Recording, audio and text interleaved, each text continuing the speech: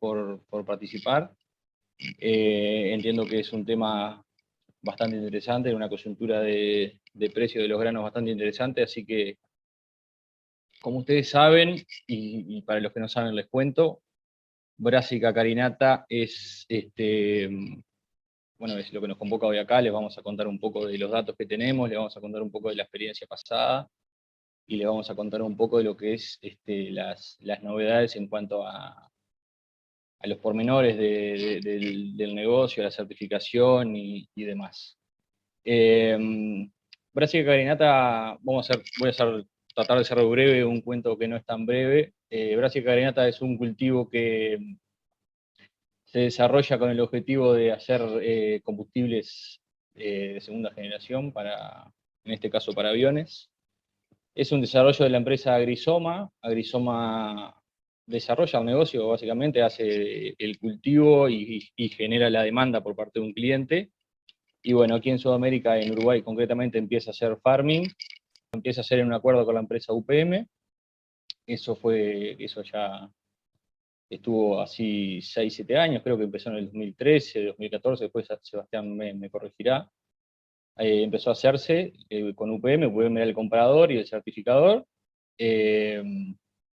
Bueno, a partir de hace un par de años, la empresa Nucil, de la cual somos socios, compra Agrisoma, y con ella el programa de carinata, y empieza a hacerse cargo de las operaciones, del breeding.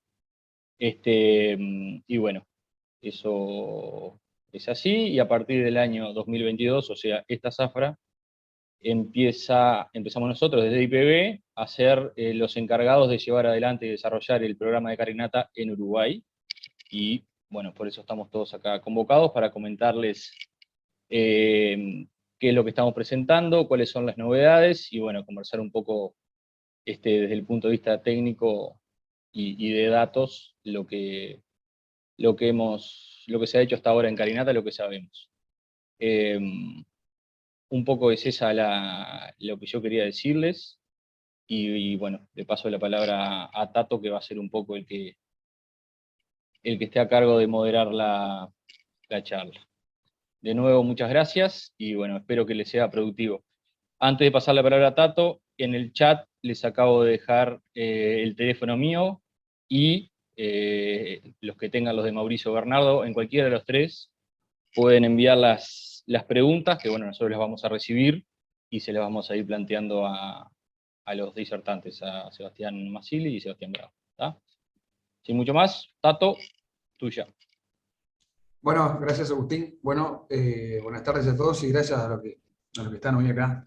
La idea de esto que sea justamente más que una charla técnica, tenemos la oportunidad de un espacio para conversar con dos Sebastianes acá, que se supone que saben bastante de carinata y tienen bastante información, uno de un lado del charco y el otro del otro, para mirar en perspectiva. Más allá de lo que puede llegar a pasar con el plan y con el área en este año acá en Uruguay, había cuenta que estamos prácticamente en mayo y tenemos muchos lugares que llovió muchísimo, estamos todos muy preocupados con el siembra y nadie quiere que vuelva a llover, no solamente por el tema de la fecha siempre de las crucíferas, sino por el resto. Pero más allá de lo que puede pasar con el plan este año, esto creo que en realidad esta es una actividad y una jornada que, como para poner las luces largas, para mirar en perspectiva, para adelante, pensando en el cultivo para adelante. Yo no voy a decir muchas cosas, lo único que quiero decir es lo siguiente. Acá en Uruguay, a diferencia de lo que está pasando en Argentina, la quinceañera de la fiesta es la canola, definitivamente. ¿Sí? Por el crecimiento del área, porque todo el mundo quiere saber lo que pasa con la canola, porque se hace una jornada de canola y se llena, porque hay unas expectativas bárbaras, porque hay cierto esnovismo, inclusive expectativas de lo que puede llegar a pasar con el área. Mucha gente quiere saber, no solamente si pasamos las 200.000 hectáreas, sino a cuánto podemos llegar, y qué implica eso para adelante. Bueno, la cuestión es que en realidad, en la situación del área agrícola uruguaya, no estamos yendo a una intensidad agrícola 1.6. O sea, sembrando, seguramente, si no pasa nada con la fecha de siembra, este año vamos a terminar con un valor cercano a sembrar el 60% del área con cultivos de invierno. Con una distribución casi, para no decir ideal, porque hay temas técnicos en el medio, un tercio, un tercio, un tercio. ¿Sí? O sea, tenemos definitivamente 3 jugadores en serio en la cancha. con todas las ventajas que eso significa y con algunos problemas que eso trae. Pero lo que sí es cierto, por la información que conocemos, sobre todo de canola, en la medida que podemos colocar y sembrar toda la canola en mayo, dejamos no solamente sembramos el cultivo de canola en la mejor época, sino que dejamos libre el resto de la estación de siembra para los cultivos de cebada y trigo. Pero como el área crece definitivamente, y crece mucho el área de cultivo de invierno, y crece el área de las crucíferas, poder tener un área pulmón sembrada en abril, todos sabemos que es donde se adapta muy, muy bien la carinata, más allá, a partir de qué momento se puede llegar a sembrar, podría llegar a ser una ayuda muy importante para que cuando entremos en mayo tengamos un porcentaje importante de las crucíferas sembradas y no presionemos a las colas de siembra, ella que a veces se nos van después del fin de junio y principio de julio, donde todo el Uruguay sabe lo que significa en términos de productividad y sabe lo que significa en términos de impacto sobre los cultivos que siguen.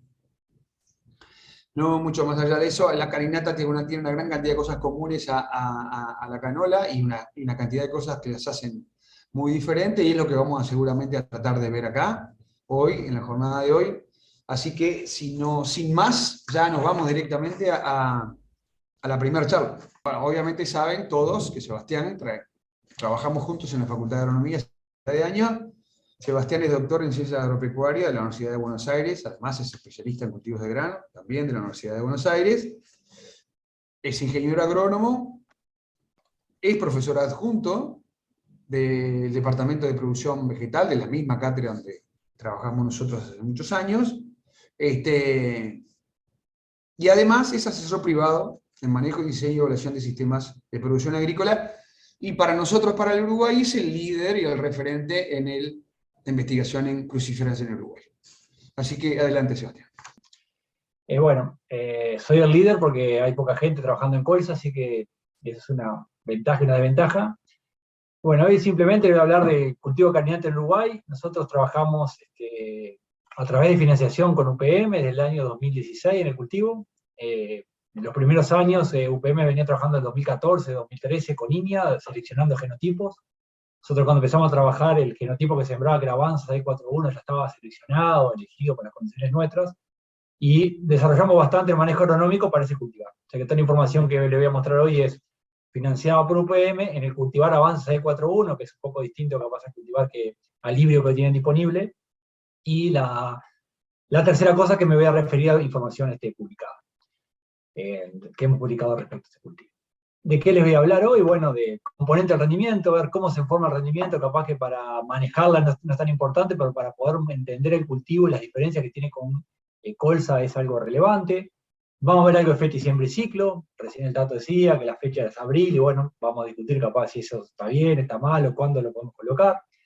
Algo de riesgo de heladas. Ahora justo tenemos un artículo, un Agronomy Journal que está aceptado y seguramente unos días va a estar publicado, de riesgo de heladas. Población arreglo espacial, bueno, distancia entre filas, qué cosas podemos tener. Esta discusión se da en colza y en carinata se repite. Algo muy por arriba de la fertilización de nitrógeno y azufre que hemos hecho. Y creo que lo más interesante, algunos aspectos del sistema de producción. Cómo colocar el cultivo en el orden de esa secuencia en el que hay 3 cultivos de invierno que están jugando. Si los tengo que ordenar, capaz que hay un ordenamiento que es más favorable para el cultivo. Respecto a los componentes de rendimiento, bueno, al igual que casi todos los cultivos, aumento la biomasa, aumento el rendimiento. Siempre le digo, si la colza está fea, la carinata por está fea, no va a rendir, tiene que estar realmente buena, tiene que tener biomasa para que pueda tener rendimientos altos, y lo que nos da un índice de cosecha a nivel experimental bastante estable de en torno al 30% de la biomasa producida. Cuando hemos visto caída del índice de cosecha, vuelcos muy temprano a nivel de chacras, por mal manejo de la fertilización, o arreglos espaciales no tan buenos, que de alguna manera hacen que baje el índice de cosecha. Pero cuando nada de eso pase, igual vuelcos, pero más tarde, el índice de cosecha se ha mostrado estable en torno al 30%. Entonces no podemos pedir milagros o rendimientos muy altos cuando el cultivo no tenga demasiada biomasa acumulada en estadios previos. Después, como casi todos los cultivos de granos que trabajamos, aumento el número de granos, aumento el rendimiento. Acá estamos hablando de 150.000 granos por metro cuadrado, 100.000 granos por metro cuadrado en rendimientos de 4.000 kilos, o sea que estamos hablando de rendimientos bastante buenos. Bueno, y también experimentalmente los rendimientos que hemos alcanzado, esto no es toda la base de datos, pero tenemos hasta chacras parcela de 7.000 kilos. O sea que pensar un rendimiento a campo de 2.000, 2.500 kilos, estamos en el 50% del rendimiento potencial que podemos tener. O sea que hay mucho para hacer a nivel comercial y a nivel de chacra para llegar a ese rendimiento. Hemos visto estabilidad en el peso de grano, en donde 3 y 4 el peso de 1.000, algunos híbridos con un peso un poquito más alto, y el componente que termina explicando el rendimiento son las silicuas por metro cuadrado, que a diferencia de colza son mucho más silicuas que tengo con unidad de superficie, solo que el tamaño, el número de granos de cada silicua es menor que el colza. En colza tenemos unas 20 granos por silicua y acá podemos tener entre 8 y 12. Yo creo que 12 es el número más, la moda de granos por silicua que hemos medido en este cultivo, pero entre 8 y 12, o sea que estamos cantidades diferentes. Eso hace que a veces uno que está acostumbrado a ver un cultivo de colza, ve un cultivo de carinata y siempre le parezca que tenga más rendimiento porque tiene en la cabeza la imagen de las silicuas, de un cultivo de colza, y carinata siempre tiende a parecer que está más lindo de lo que realmente está, y yo creo que por este componente, es lo que de alguna manera no ha aparecido en la medida que miramos experimentos, tenemos rendimientos y empezamos a comparar con colza. O sea, carinata siempre parece más lindo que colza, por eso a veces algunos se lleva alguna decepción en el rendimiento, más que nada, no por lo que hizo ni cómo lo manejó, sino que espera mucho más de lo que realmente puede dar por este componente que siempre se ven mucho más silicuas en el cultivo. Pero es una percepción personal de lo que pasa. Bueno, un cultivo de 2.000 kilos tiene que tener por lo menos 4.500, 5.000 silicuas por metro cuadrado para que realmente pueda tener esos rendimientos. Así que esas son diferencias bastante interesantes, o que le puede parecer diferencial a nivel de campo. Respecto a la fecha de siembra, hicimos experimentos por varios años, pero por 3 años sistemáticamente sembramos varias fechas de siembra. Fuimos sembrando cada vez más temprano, a la medida que el año lo permitía y que las condiciones climáticas lo permitían. Algunos años experimentalmente no pudimos sembrar temprano, como el 2017, pero en general siembras más tempranas tendían a tener mayor rendimiento. Sembramos tan temprano como mediados de marzo, el rendimiento tendía a aumentar, y ahí logramos alguna relación entre el largo del ciclo, a floración y rendimiento, como algo relativamente razonable.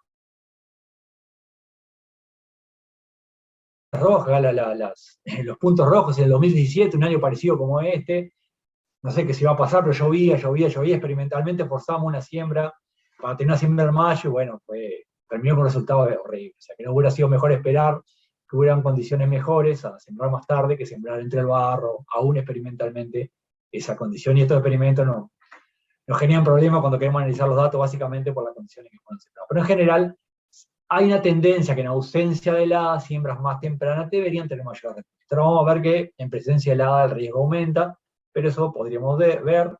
Y siempre decíamos que fin de mayo, primera década de junio, sería la fecha límite para sembrar el cultivo de colza, en la medida del cual empieza a sacar mucho rendimiento. Igual, si nuestro objetivo es sacar 1.500, 1.800 kilos, porque el precio lo permite, el negocio lo permite, estamos en condiciones de sembrar hasta mucho más tarde. Pero si queremos potenciales más altos y no cosechar tan tarde, no, de alguna manera, 10 de junio sería la fecha límite, y si pudiéramos elegir 30 de mayo, 25 de mayo como el límite de fecha de siembra, para tener esa regulación entre mantener potencial de rendimiento o rendimiento alcanzable a nivel comercial y una cosecha relativamente temprana.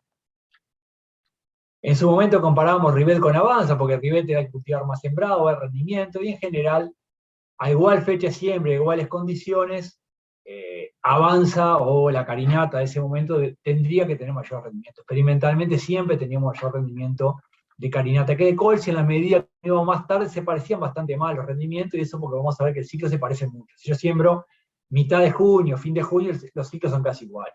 La diferencia la genero con siembras un poco más tempranas, y tenemos algunos datos preliminares que en realidad, en esas siembras tempranas, capaz que no de marzo, pero sí de abril, no solo que el ciclo es más largo y tiene más días para capturar radiación, sino que la eficiencia del uso de la radiación terminaba siendo más alta. O sea que de alguna manera tenía una doble ventaja con esas siembras de mediados de abril. En ausencia de helada, no olvidemos de eso, porque cuando viene la helada, como el 2019, todo esto, la eficiencia y demás, termina no siendo tan importante por ese efecto mayor. Cuando ajustábamos el ciclo en tiempo térmico, a floración, bueno, siembras temprano, ahí de fin de marzo, principio de abril, teníamos un ciclo tan largo como 2.300 grados día base cero a floración, o sea, un ciclo terriblemente largo, un ciclo de trigo, ciclo largo, tiene capaz menos días a floración. Y en la medida que me voy acercando a siembras más tardías, que comercialmente no voy a sembrar en julio, pero se parecen bastante en el ciclo. Terminan teniendo una precocidad intrínseca, una duración mínima del ciclo de en torno a 1000 grados 10. O sea que puede ser muy distinto que colza, o muy parecido a las colzas, o en este caso rivet, pero rivet tiene ciclo muy parecido a muchos de los materiales que sembramos en siembras más tardías. O sea que la diferencia la puedo generar entre cultivos cuando voy sembrando temprano. Grados días a 1500, 1400 grados día para siembra de marzo, y ya si nos vamos a siembras de abril, que es la que podemos tener, abril, mayo, la que podemos tener ahora, este año en particular, estamos hablando de 1300 grados día, 1400 grados día a 1100 grados día. Son 400 grados día menos que tengo. Hasta floración eso implica una diferencia grande, que vamos a ver, de 25 o 30 días en ese momento del ciclo al momento de floración. Acá le pongo un ejemplo, la zafra 2016 como un ejemplo, en el que sembramos estos dos materiales en mayo, en junio y en julio. Y acá podemos ver que si yo siembro mitad de mayo, como podemos sembrar en 10 días el cultivo, una cosa interesante que ocurre, interesante no, diferente que ocurre, que el momento que arranca el elongar siempre de carinata terminaba siendo bastante antes, o por lo menos algunos días antes que colza. El ciclo total es más largo, pero arranca el elongar antes, eso genera algunos problemas cuando quiero ajustar la fertilización, tomar muestra en C1, porque tengo menos días que en colza, a pesar que el ciclo es más largo. Empieza a elongar antes, que es lo que la primera barrita que le muestro, y la diferencia en ciclo entre mayo y mitad de junio, fin de junio, siempre tenía unos 25 o 30 días más largos, de largo a cosecha, avanza respecto a rivet.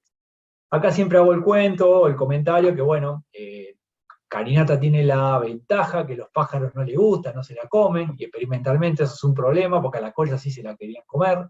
Entonces terminamos forzando mucho la cosecha de las colzas al límite ahí de madurez fisiológica, entonces capaz que esa diferencia podría ser, en vez de 25 o 30 días, de 20 a 25 días, por eso que yo le digo que estamos todo el tiempo viendo cómo lo antes posible cosechar la colza para evitar el daño de pájaros, a pesar que ponemos mallas y demás, los pájaros se le ingenian para comernos los experimentos.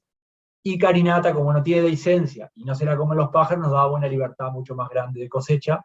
Entonces ahí esos 25 o 30 días podían ser un poquito menos a nivel comercial, sin ese problema tan concentrado de una parcelita en un campo experimental. Y bueno, ahí tiene dos ventajas fundamentales del cultivo. Bueno, que la licencia es muy baja, prácticamente cero, tiene que pasar muchos días para que haya licencia. Nosotros dejamos parcelas para demorar la cosecha, para evaluar eso, y realmente las pérdidas son bajas, aún con la cosecha mecánica posterior. Y bueno, y los pájaros, bueno, no se sienten muy atraídos a consumirla, con lo cual, si estoy hilerando en algunas zonas, es una ventaja interesante, esto que los glucosinolatos no la hacen palatable, o no sé cómo es la palabra, para los pájaros. Acá le coloco algo riesgoladas. Bueno, si yo estoy sembrando rivet el 12 de mayo, estoy colocando el periodo de floración y gran parte del periodo lleno de grano, que es el periodo crítico de los cultivos, con una cantidad de heladas importante. Recién siembra de mitad de junio, tiene esa ventaja de tener esos 20 días más largos que hacen que aún en siembras tempranas, con la respuesta al fotoperiodo que tiene que alargar el ciclo, normalmente escapa de las heladas. Alguno va a levantar la mano y va a decir, el 2019 nos escapamos, pero bueno, la probabilidad de una ocurrencia de helada, como ocurrió el año 2019, es bastante baja. Bueno, ocurrió y fue 100%, pero en realidad si uno mira en 10 años, debería ser poco probable que eso ocurra de forma tan frecuente. Al que sacó nada, sacó 100 kilos, no debe estar tan de acuerdo, pero si uno lo mira estadísticamente, no debería ser tan probable que eso ocurra. Bueno, esto más que nada experimentalmente, pero bueno, la respuesta al fotoperiodo es muy grande. En el cultivo acomoda mucho el ciclo en función de las horas de luz. Eso hace que la sembremos en distintos momentos y termina más o menos cosechándose mucho más junta de lo que uno se imaginaba, eso por la fuerte respuesta al fotoperiodo, y responde hasta 12 horas de luz de acortamiento. En cambio, colza, en este caso riveta, se acorta el ciclo hasta 10 horas. Eso, como desde el punto de vista nuestro, de manejo, es bueno.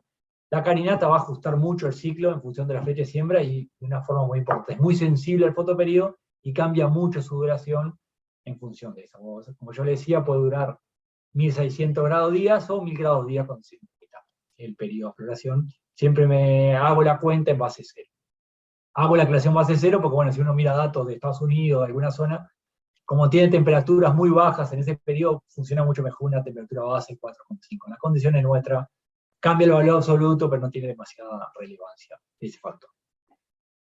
Bueno, respecto a las heladas, en función del 2019 y en función de los datos de fenomenología, modelamos para un grupo de colzas tipo Rivet y la Avanza C41, en función de 4 floreses, cuánto sería el riesgo de helada por una localidad de Uruguay y algunas localidades de que había información meteorológica de Entre Ríos y Argentina dentro de latitudes que puedan ser comparables.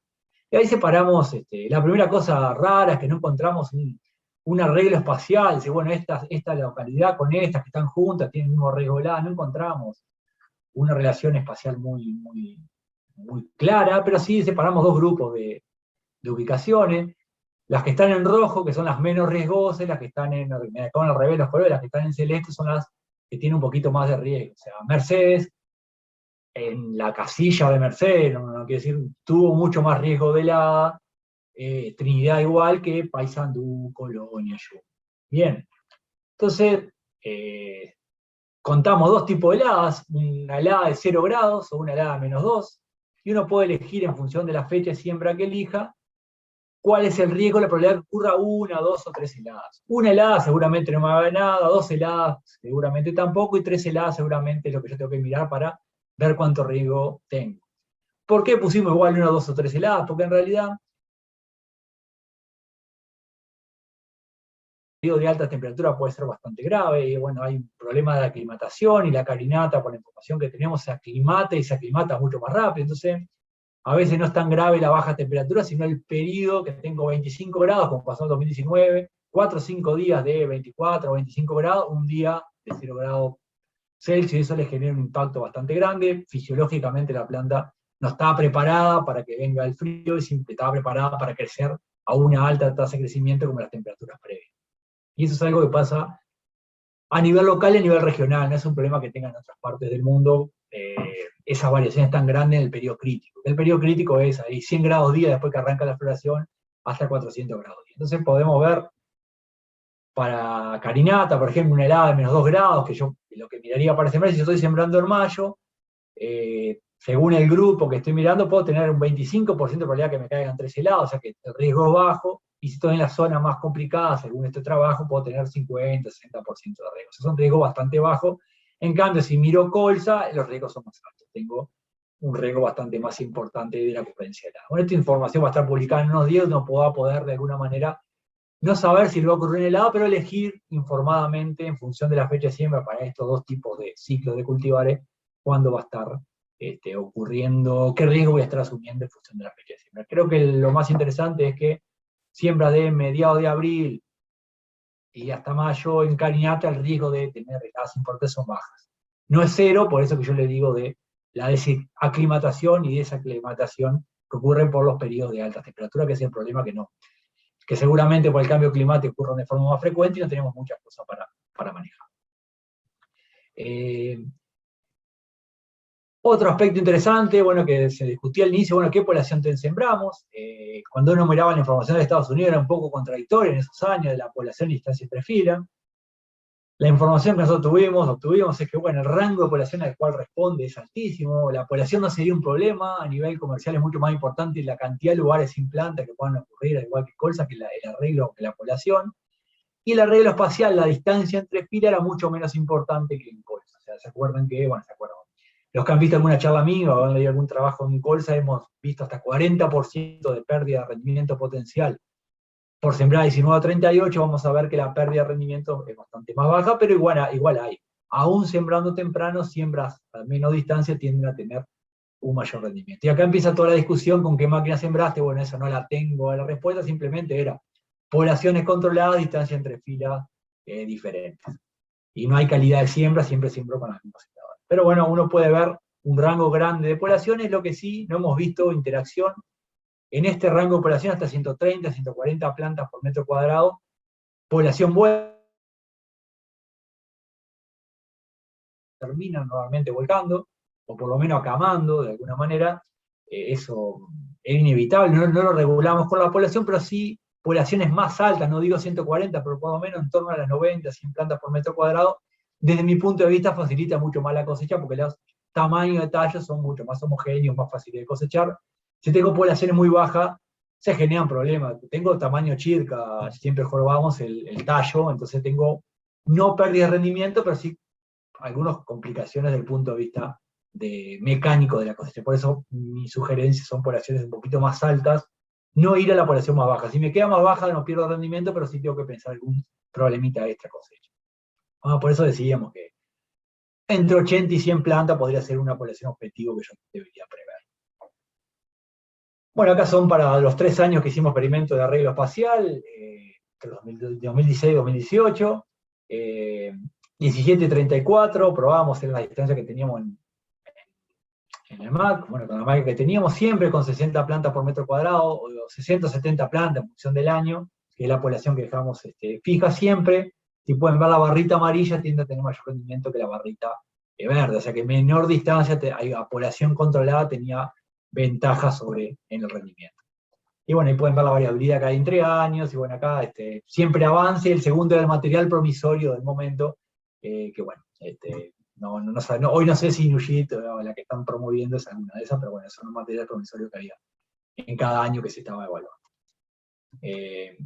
Si uno mira el efecto medio de la distancia entre filas, bueno, es un 14% más o menos. La diferencia es 1,08 respecto a la 8% respecto a la media por sembrar 17 o 19, y 7% por debajo de la media por sembrar 34 o 38. Ese era el efecto medio. Si lo hacíamos para colzas, yo le decía que ese efecto era mucho, mucho más importante.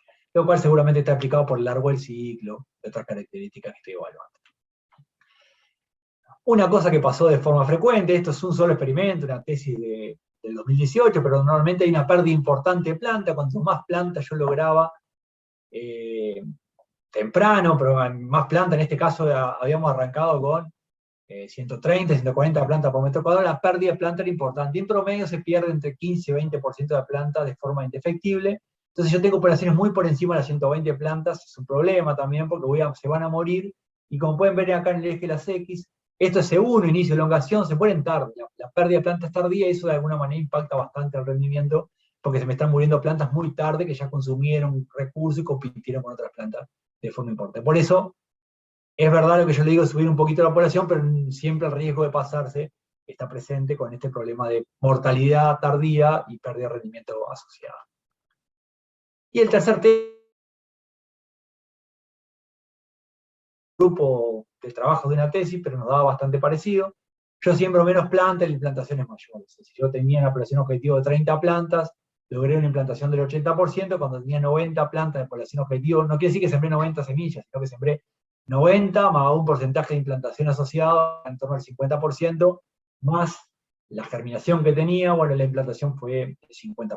O sea que esto en un suelo laboreado, con una máquina experimental, con lo cual eso hay que tenerlo en cuenta. No siempre subir la semilla me va a redundar en un aumento lineal de la población, y normalmente ocurren efectos, el efecto contrario, o sea que hay que regular la cantidad de semillas que estoy agregando. Y esto está explicado por la competencia en la línea que hay en cualquier cultivo, pero también explicado de forma importante la mortalidad de plantas mucho más grande en colza, porque la producción de compuestos aleropáticos y competencia intraespecífica es bastante fuerte. En este cultivo hay bastante trabajo que lo demuestra. Si pasamos, ya sembramos el cultivo, pasamos a tratar de fertilizarlo. La extracción es muy parecida en nitrógeno y azufre, que lo hemos medido a lo que hay publicado en el IPNI de su momento para colza. Esto también desde una tesis, pero cuando uno junta todos los trabajos andábamos ahí en una extracción de 38 kilos, 37, 39 kilos por tonelada de grano, y entre 7 y 8 kilos de azufre por tonelada de grano. O sea que la extracción no sería muy diferente por tonelada de grano que lo que estaríamos teniendo en un cultivo de colza. O sea que eso no sería un problema o algo de manejar de forma diferente. ¿Cómo manejamos el nitrógeno? Bueno, no tenemos un modelo, tenemos poquitos años de trabajo en este cultivo, 3 años más hicimos ensayos de fertilización de nitrógeno, pero cuando uno mira todos los experimentos y tiene que decidir una dosis, que esa dosis es de mentira porque no aplica en ningún lugar, pero dice la dosis que normalmente permitió maximizar los rendimientos, estaban 80, 90 kilos de nitrógeno agregado, fraccionado 60% al inicio, 40% C1 sería el arreglo, pero esto de vuelta, no es la recomendación, sino cuando uno mira la moda de mejor respuesta. Esto siempre experimento hecho a nivel comercial, en chacras seleccionadas por baja respuesta, alta respuesta explicada. O sea, no poníamos los experimentos en una chacra que venía de pastura, sino que no tuviera otros problemas de manejo, como mal manejo de los herbicidas anteriores, o otros problemas mayores, pero sí agricultura continua, como podemos tener en gran parte. Trabajando un poquito más en eso, en la tesis que estaba llevando adelante Sebastián Bonancera, la tesis de maestría, logramos calcular cómo cambiaba el rendimiento en 3 cuartiles en función del nitrógeno total disponible, que es cuánto le agrego yo, más lo que había en el suelo, eso me da 150 kilos por hectárea, muy parecido a trigos de alto potencial. Si uno mira trabajos de cuánto y cuál es la máxima respuesta, bueno, 150 kilos, pero si uno mira la línea de abajo, esa sigue aumentando. Entonces, si yo tengo un problema extra en la chacra, que pueden ser otras cosas, el cultivo va a seguir respondiendo, pero la eficiencia de uso de ese nitrógeno va a ser mucho más baja. Esto significa que yo puedo solucionar algún problema fertilizando más, pero lo mejor hubiera sido tener el sistema un poquito mejor. Y cuando hacemos esa misma cuenta para el nitrógeno agregado, nos da 90 kilos por hectárea. Si eso lo miramos por eficiencia de uso en kilo de grano por kilogramo de nitrógeno total agregado, nos da para el percentil 50 unos 10 kilos, 12 kilos de grano por cada kilo de nitrógeno agregado en términos medios, y el percentil 10,5. O sea, si la chacra tiene problemas, yo voy a solucionar algo de rendimiento, pero cada kilo de nitrógeno agregado va a redundar en muchos menos kilos de grano, con lo cual, dado el escenario de precio fertilizante, no sería lo más recomendable para carinata ni para cualquier cultivo. O sea, que ese tipo de ambientes son un problema acá porque lo veo en carinata, pero seguramente respondan a problemas extra cultivo. Pero si uno se quiere quedar con un número cuando tenga que decidir la fertilización, unos 12 kilos en promedio de grano estoy teniendo por kilo de nitrógeno agregado. Eso para todo el promedio. Yo puedo manejarlo mejor y subir esa eficiencia, pero si quiero hacer un promedio para el primer año, seguro en 2 años que hago carinata, esos son valores razonables para tener en cuenta. Una cosa interesante que hemos visto en el cultivo, que es bien distinto a otros cultivos que hemos evaluado, es la eficiencia de absorción del nutriente. En el eje de las X, acá tengo el nitrógeno total, lo que había en el suelo más lo que fertilicé, esta es la eficiencia de absorción, y pueden ver que hay la mayoría de los puntos, la moda está entre 0,9 y 1,2, quiere decir que absorbe la misma cantidad o más cantidad del nitrógeno que agrego. Eso desde el punto de vista ambiental, capaz que este año no nos importa, pero para el mediano plazo, a la medida que estamos produciendo biocombustibles, el escaso excedente es muy bueno porque se emite muy poco óxido nitroso, o seguramente se emita muy poco óxido nitroso, porque yo dejo poco nitrógeno reactivo en el suelo. Y esa es una ventaja que tienen las brásicas, y especialmente está reportado para Brassica carinata como un cultivo que es muy eficiente absorbiendo el nitrógeno que hay disponible. Lo que está disponible lo va a absorber. Con lo cual, bueno, manejarlo de alguna manera objetiva es algo bueno, y desde el punto de vista de vender el producto tiene esa ventaja que hay que lograr explorarla, o terminar de explorarla en ese sentido, que tiene muy poco exceso, mantiene muy poco nitrógeno en el ciclo, en muchos niveles mucho más bajos, y eso da emisiones de óxido nitroso seguramente muy bajas. Eso para mí, productor del año que no importa, pero cuando yo quiero valorizar el grano, esto claramente va a tener algunas ventajas a considerar si estoy pensando esto comparado con otro biomaterial producido en otro ambiente o en otra condición. Esto creo que es un camino que hay que seguir trabajando. Entonces tenemos que tener un modelo de fertilización, ni siquiera digo que es lo que hay que hacer, pero lo mejor que podemos hacer, bueno, siembra, decimos en colza, niveles de agregados 60, 70 kilos de nitrógeno, al menos 15, 20 kilos de azufre, digo al menos porque hay algunos datos nuevos con otras fuentes que agregando más azufre tengo una mejor respuesta, pero no está del todo explorado. Esos niveles me aseguran exergar a C1 lo más cerca posible de niveles de suficiencia. ¿Cómo mido niveles de suficiencia? Lo que puedo hacer en la medida que no tengo otra cosa es mirar los niveles de colza, los índices de nutrición desogenada de colza y azufrada de colza. Ese es más o menos el manejo que de alguna manera estamos proponiendo. ¿Cómo puedo mejorar esto? Bueno, tenemos los modelos de trigo, cebada, para estadios tempranos, Z22, podemos aplicarlo para decidir de alguna manera objetivamente la dosis. Si el ambiente viene de una pastura o de alguna forma que yo pueda pensar que hay respuesta o que hay aporte de nitrógeno en el suelo, puedo tomar esas herramientas, y si no, bueno, si tengo 2 partes, 3 partes con muchos suelos, bueno, seguramente serán los niveles a los cuales me permitan con mayor probabilidad llegar a C1, inicio de elongación, con niveles más cercanos a la suficiencia. ¿Qué estamos haciendo en su curva? Estamos haciendo, está detenido este trabajo, lo empezamos a hacer hace un tiempo, con Nico Fasana, y lo seguimos, pero en realidad las curvas podrían ser un poquito, podría a priori diluir un poquito más, diluir más rápido el nitrógeno, con lo cual, usando la curva de dilución de colza, estaríamos muy cubiertos seguramente en qué decisión vamos a tomar de fertilizar o no fertilizar, con lo cual, si bien esto puede tener un trabajo más para ajustar mejor esa curva, yo creo que se pueden usar de forma tranquila en el corto plazo las curvas de nitrógeno de colza y tener respuestas, no estar limitando el cultivo por nitrógeno. Desde el punto de vista del sistema, esto me está molestando, desde el punto de vista del sistema, hoy les voy a mostrar algunos trabajos que presentamos hace un tiempito en el Simposio de Agricultura, en el cual sembramos por 2 años seguidos cultivos de invierno, trigo, cebada, colza y carinata, y durante 2 veranos soja. No nos complicamos cambiando cultivo de verano experimentalmente, y algunas cosas interesantes que empezamos a ver. Este es el rendimiento de soja luego de carinata, pero en realidad luego de todos los cultivos. Esto fue para el 2019-2020. Uno siempre esperaba que la colza tuviera el mayor rendimiento en función de los años anteriores. Bueno, para ese año en particular, bueno, que es largo el tema, pero la cebada terminó teniendo un mejor rendimiento, porque bueno, mantuvo mejores niveles de humedad en el suelo. Para ese año en particular que llovió muy poco. Pero la primera alerta que les quiero hacer ver es que acá tenemos 2 fechas de siembra, no es que primera y segunda, porque siempre la segunda, que había un tratamiento que era cosechábamos el cultivo, sea cual fuera, y sembrábamos, y un segundo tratamiento que esperábamos bastante tiempo y sembrábamos ahí primera quincena de diciembre. En general, si uno mira acá, llama la sobre carinata inmediatamente luego de la siembra tendió a tener bajo rendimiento, no explicado por el antecesor. Cuando fuimos al año siguiente, que acá se dio el 2020, no aparece el año, 2020, 2021, que ahí sí se dio lo esperado, de que las brásicas tuvieran mejor rendimiento, las hojas sobre brásicas tuvieron mejor rendimiento que colza.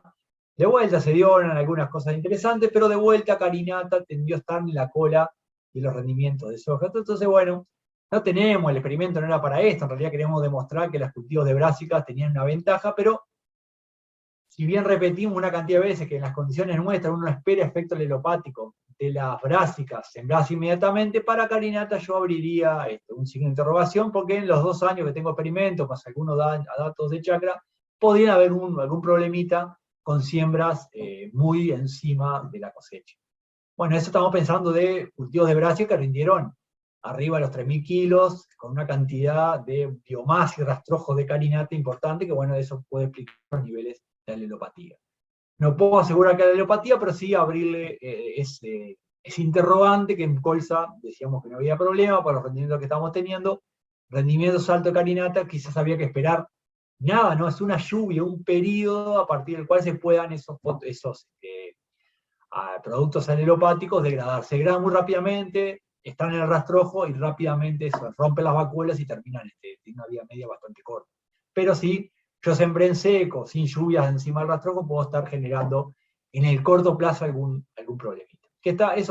Lo que hacen básicamente es cambiar la relación parte aérea raíz de la planta en un periodo corto. Hace que tenga mucho más parte aérea que raíces, y justo eso coincide con un periodo seco, puedo estar generando un problema de corto plazo en la planta, porque eso después se borra, pero si la sequía es importante, eso después no se acumula. Si estamos hablando de maíz y sorgo, eso puede ser un poquito más grave. De vuelta, un signo de interrogación no quiere decir que esto ocurra siempre, simplemente una alerta a partir de estos experimentos. Y bueno, en condiciones que yo dejo unos días más, la colza la carinata fue un buen antecesor. Y acá dice, segundo, esto es todo sembrado la primera década, los primeros 15 días de diciembre, con lo cual, bueno, siempre tenemos la locura como productores de sembrar temprano, sembrar lo antes posible, sembrar la colza bien temprano para sembrar la soja temprano. Y bueno, en años niña como este, está bastante claro que eso va contra el rendimiento de soja, y a veces me preocupo mucho por sembrar el cultivo de invierno muy temprano, los pongo helada innecesariamente y capaz que puedo atrasar la fecha de siembra sin problemas en el cultivo de segunda, porque no tengo ninguna ventaja en estos años niña, o por lo menos son años que se espera poca lluvia, en adelantar tanto la fecha de siembra del cultivo de soja. Que en un año que llueve, o si tengo riego, en otras condiciones, eso sí sería importante. Entonces, tratar de considerar eso cuando me preocupa sembrar carinata porque cosecho tarde, cuando eso no tiene ningún impacto en muchos años en el rendimiento. Y la otra cosa que me parece muy interesante es que vimos después de la carinata cómo le iba a los cultivos siguientes, y después de los cultivos de invierno cómo le iba a los cultivos de brásica. Y acá podemos sacar dos cosas: este rendimiento de cebada y trigo sobre carinata tendiendo a tener mejor rendimiento que sobre colza, o sea que puede ser una ventaja. Hay una cantidad de hipótesis atrás de esto, pero básicamente asociados a hongos del suelo, características del suelo, que la carinata puede estar teniendo alguna ventaja. Y la segunda es que si yo quiero hacer, no sería lo más recomendado hacer un doble cultivo brásica, pero si lo estoy haciendo, porque estoy haciendo una proporción importante de invierno, normalmente a las brásicas, tanto colza como carinata, les fue mejor después de un trigo que después de una cebada. Y eso, bueno, está explicado por las características rastrojos, por la cantidad de rastrojos. Bueno, hay una cantidad de cosas que pueden explicarlo, pero en este experimento se vio de forma bastante clara. O sea que si yo tengo que ordenarlo los cultivos y tengo que hacer un doble cultivo cereal, soja y después colza o carinata, y bueno, mejor que sea trigo. Es algo bastante obvio a nivel de manejo de los cultivos, pero bueno, se expresó de forma importante. Y si tengo que hacer, después de la carinata, tengo un muy buen ambiente aún en doble cultivo, tanto para trigo como para cebada, y seguramente, o por lo menos en algún caso, un escalón por encima de lo que puede ser la colza. Los dos están por encima, pero tendría alguna ventaja por ahí en el sistema. Un breve repaso de lo que comentó Agustín. Ustedes sí saben que carinata es un cultivo oleaginoso invernal, saben que es GMO-free, también saben que es un producto que produce aceite y es no comestible, y esta es una gran diferencia a la hora de producir biocombustibles, ya que los productos que son comestibles tienen una limitante en la participación de los biocombustibles, es decir, tienen un 5 o un 10%, carinata no tiene limitación, puede participar en el 100%, y este es uno de los grandes puntos y fortalezas en el crecimiento de la generación. Se produce a partir de un cultivo que es renovable y sustentable para la generación de combustible para la industria aeronáutica. ¿Y el por qué? Es por la baja emisión de gases de efecto invernadero, y esta es la alta demanda que tiene el cultivo, bien asociada por la disminución de la liberación de gases de efecto invernadero al medio ambiente cuando se consume el combustible, y porque las regulaciones mundiales hacen que en los próximos 10 años esas emisiones se tengan que reducir. Por lo tanto, la mayoría de las aerolíneas se están mudando del uso de combustibles fósiles a combustibles de segunda generación como es carinata, y en el ranking de los biocombustibles de segunda generación, carinata es el número 1. Es indiscutido y tiene una altísima demanda. Entonces, ¿quiénes es? Hoy ya están volando un par de aerolíneas, está volando Qantas y está volando American Airlines, este biocombustible de carinata, con una gran demanda. Y entonces Nucid toma el negocio y decide originar y generar un negocio a nivel mundial. Para Nucid, carinata es uno de los 3 principales productos de los que produce y donde tiene mucho foco, y para hacer un desarrollo muy importante. De hecho, ustedes, como les decía, conocen hace 8 años carinata, que está en Uruguay, hace 4 que está en Argentina, este va a ser el 4º año. Estamos también comenzando a producir en Paraguay, introduciendo en Bolivia y también en Brasil.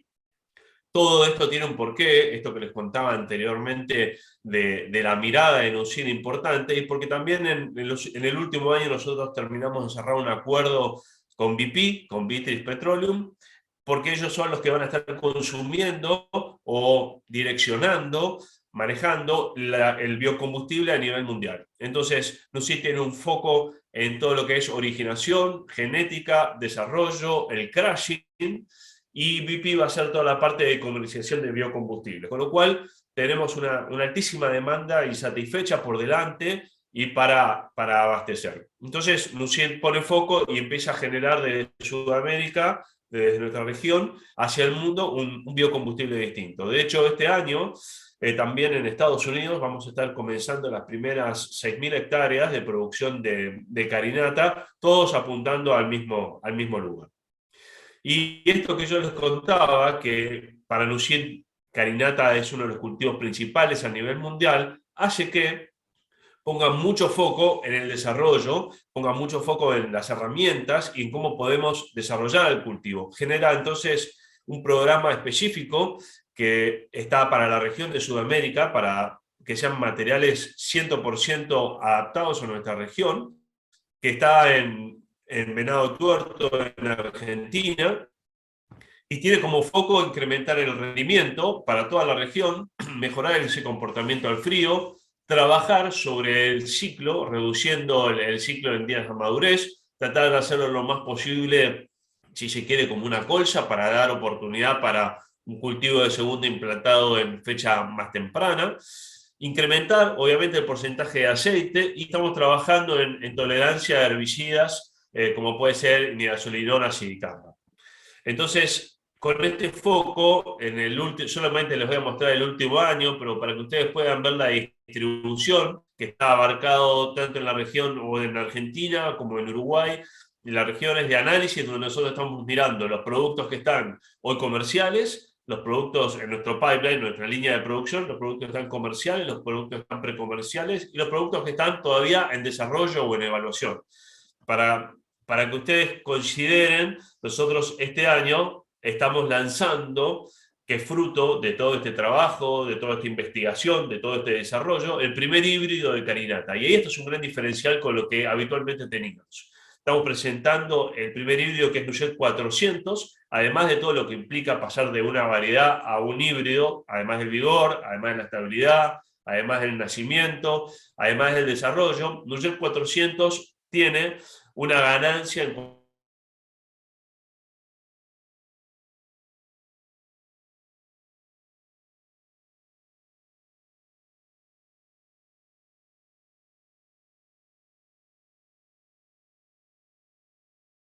y además tiene una mejora en cuanto a el tamaño de la planta, en cuanto a las ramificaciones que presentan. Si es una planta un poco más achaparrada, que tiene el rendimiento más concentrado en cuanto a su eje central, tiene tantas ramificaciones, no es tan plástico en ese sentido, sigue siendo un cultivo de cobertura donde compensa cualquier podamos tener en la siembra, pero es mucho más armonioso, mucho más parejo, y eso también va a ser un impacto positivo en todo lo que es la cosecha. Entonces, quisiéramos también contarles cómo está pensado el negocio. Esto que yo les decía, a nivel mundial hay un foco importante, tenemos un programa de genética focalizado que está en Argentina. Este programa tiene réplicas en distintas partes del mundo para acelerar la producción de nuevos materiales. Tenemos un nuevo material que estamos lanzando en esta campaña, que es el híbrido, Nugget 400, y compartirles con quienes estamos trabajando. Puntualmente, en nuestro socio que está hoy recibiendo la producción de granos está en Francia. Nuestro socio es Aipol, que es una grupo Abril, que está asociado o que tiene también know-how en la producción o alimentación de animales. ¿Por qué? Porque ustedes saben que con el crushing de Carinata se obtiene una porción que es aceite, que va a ir a biocombustibles, como les contaba hoy, de segunda generación y de baja liberación de gases de efecto invernadero, y otra porción van a ser harinas de alta proteína que se van a utilizar para la alimentación de bovinos. Es por eso que tenemos este enfoque. Esto es a nivel de Francia, donde hoy recibe nuestro producto, y localmente en Uruguay estamos trabajando con Cumagro, una empresa especializada en todo lo que es la comercialización de cereales oleaginosas, la recepción. Ellos nos brindan todo el servicio para prestar contrato a productores, para todo lo que es el acopio, el embarque y los análisis de calidad para que sea despachado a Francia. Y localmente también tenemos importantes formas de desarrollarlo. Hoy contaba Agustín, los canales con los que contamos en el desarrollo de Carinata en Uruguay están asociados con ellos, con IPB Semillas, en nuestro SNUCID en Uruguay, en nuestra red de distribución con todos sus distribuidores, a través de los cuales queremos llegar a los productores. Y también estamos trabajando junto con Bracar, que también tiene una gran experiencia en Carinata, en todo lo que es el soporte agronómico y el acompañamiento a los productores. Ellos concentran mucho y buena parte de la experiencia de Carinata en Uruguay, están desde el inicio, entonces nos parece que es muy importante esa asociación entre la parte comercial, desarrollo y los canales de distribución, junto con un muy buen balance en todo lo que es el conocimiento agronómico.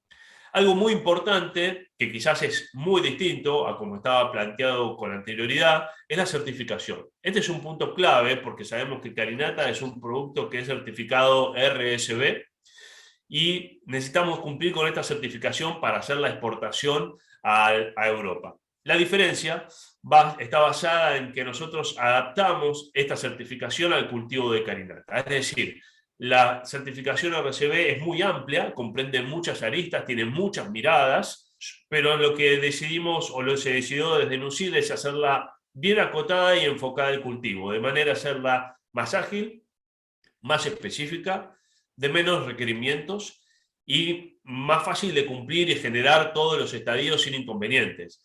Además de eso, de esta primera revisión que realizamos de NUCID, creamos un grupo soporte que está conformado por 5 personas que están trabajando en la recopilación de toda la información, en la carga de la información en la plataforma Auraban, que es por la cual nosotros certificamos, y generan ese desarrollo y ese puente entre los productores y las necesidades de la certificación, facilitándolo. Hacen el seguimiento y nos van pidiendo la información que se requiere para la certificación es la que habitualmente manejamos nosotros en la producción. Por ejemplo, las fechas de siembra, la cantidad de semillas por hectárea, los productos utilizados, las dosis, fertilizante, pero no va más allá de esos puntos, sino más bien está enfocada sobre todo lo que es la producción bien específica del cultivo. Y además la gestión dentro de la plataforma de Agrobank nos permite juntar y relevar la evidencia que sea necesaria para cuando luego el auditor la necesite ver, necesite verificar todos los procesos, esté disponible. Esto yo creo que, además del foco de NUCID en la región, el foco en genética y lanzar un híbrido con más rendimiento en este primer año que estamos trabajando en Uruguay, el punto de certificación es clave y se facilitó al máximo. Es uno de los puntos que allanamos y trabajamos, de hecho, para que sea muy fácil que el productor pueda desarrollar un cultivo sin inconvenientes de la parte de producción y sin inconvenientes de la parte de certificación. Finalmente, quería contarles al menos cómo está conformado hoy el negocio, cómo lo estamos mirando. Desde la parte de NUCID, nosotros enfocamos el cultivo de Carinata en lograr un mercado 100% transparente. Es por eso que tomamos un mercado de referencia que es el MATIF, ¿sí? Que es el punto 1 que tenemos en esta slide. Entonces tomamos un valor de referencia del MATIF donde contemplamos el valor de la certificación y de la fertilización, todo junto. Cuando tenemos ese manejo en la certificación, que es la presentación de los papeles y el manejo de la fertilización hasta 80 unidades de nitrógeno, como hoy nos contaba Sebastián Masili, tenemos un 90% de valor de Carinata. Y si adicionalmente, del mercado de MATIF como precio de la Carinata. Y si adicionalmente el productor puede y tiene la posibilidad de hacer aplicaciones de estiércol, guano del pollo o un efluente de un tambo o de feedlot, lo que hacemos es un análisis previo para ver el aporte en NPK y luego lo validamos para que esté incluido dentro de su valor. Y en ese caso suma una adicional de $25 la. Solo contemplando los puntos 1, 2 y 3, es decir, el mercado de MATIF más la certificación y el manejo de las unidades de nitrógeno, hoy el productor puede tener un valor de $819 la tonelada de Carinata. Creo que es un muy buen valor, creo que es una muy buena oportunidad. Hoy nos hablaba Tato de la oportunidad que tienen los cultivos invernales en Uruguay, específicamente en las crucíferas, y en esto las brasicáceas, Colza ya tiene su mercado y en general no hay más semilla, entonces creo que hay una oportunidad para continuar utilizando las brásicas con Carinata y capturar este valor que me parece que es muy interesante en el lanzamiento de este nuevo material con más rendimiento que los que habitualmente estaban acostumbrados a ver o a producir en los últimos años. De mi parte, esto era lo que les quería contar en los minutos que teníamos disponibles, pero quedo a disposición para las consultas o lo que...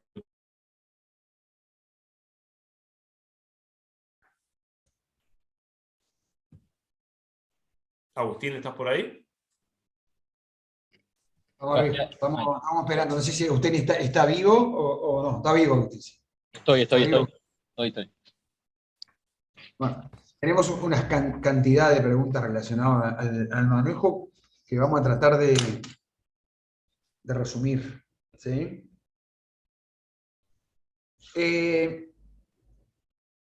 Una primera pregunta ahí que les hicieron dos. Hay muchas preguntas, Sebastián, muchas preguntas. O sea, no te las vamos a pasar todas, porque si no terminamos tardísimo. Una de ellas es el resumen de 2 o 3 que se hicieron de distintas maneras, por distintos motivos. ¿Por qué los rendimientos experimentales, esos rendimientos experimentales que vimos en carinata, en particular la superioridad en relación a lo que se pudo comparar, que en ese caso la Rivet, después a nivel de producción no se observa eso? ¿Sí? ¿Qué análisis? O sea, en realidad no te estoy, tanto a vos como a Sebastián Bravo, no le vamos a preguntar una solución a una pregunta ni una respuesta terminante. Le vamos a tirar que si quieren tirar el gato muerto arriba de la mesa e irse corriendo, también sirve. ¿Sí? ¿De acuerdo?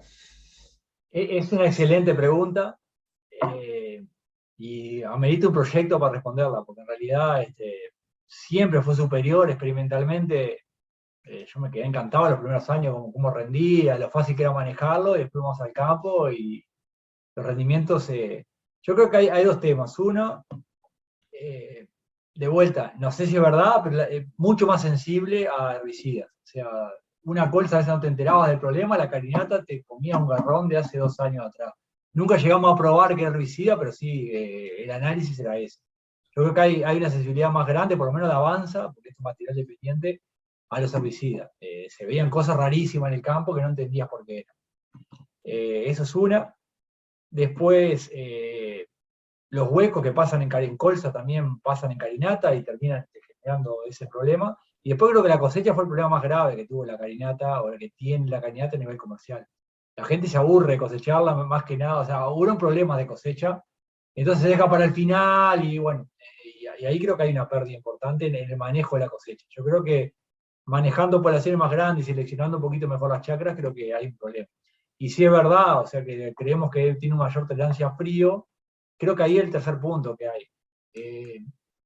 Lo que vimos que experimentalmente nunca pasa, pero que sí a nivel de campo, es que en realidad se comía los cambios de temperatura mucho más grandes. O sea, frente a aumento de veranillos tempranos, la carinata frente al frío respondía de mucho peor manera que la colza. A pesar que en Estados Unidos le dicen que era el cultivo mágico y que lograba sembrarse en lugares en el sur de Estados Unidos donde no se puede hacer colza, yo creo que la alternancia de temperaturas alta y baja, en el caso de Avanza, era un problema grave que ocurría. O sea que son 3 cosas. La cosecha, esa alternancia de frío-calor que se le pegaba bastante más, que ojalá que el material lo más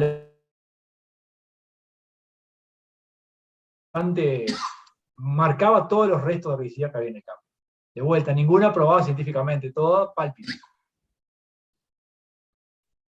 Perfecto, Sebastián. Esto acá, a la medida que Agustín no me ronque, o Maurice, tenemos la oportunidad de que capaz que si Sebastián Bravo quiere hacer algún comentario, lo puede hacer, y puede ser viceversa cuando le preguntemos a Sebastián Bravo. Así que si tenés algún comentario o alguna cosa adicional para preguntarle a Sebastián, porque ese es un tema que nos preocupa demasiado. Me gustó mucho lo que dijo Sebastián en relación al tema de los herbicidas, porque es un problema enorme que estamos teniendo en cultivo de invierno, en particular en las brasicas. Está empezando a aparecer información en relación a los herbicidas graminicidas, y los resultados que estamos viendo asustan, ¿no? Asustan, de verdad asustan.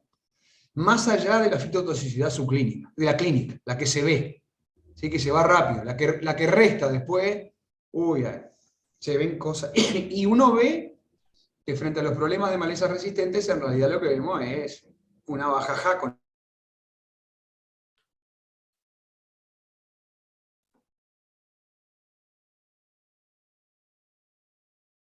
Sebastián. Si no, tengo una pregunta para ti.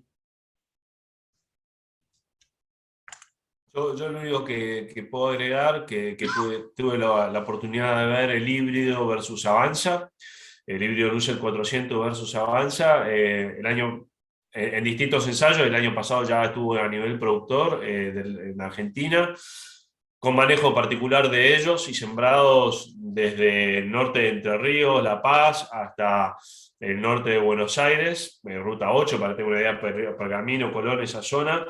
En distintas fechas de siembra siempre vimos mayor resistencia al frío de Nugget contra Avanza, mayor tolerancia, por decirlo de la mejor manera.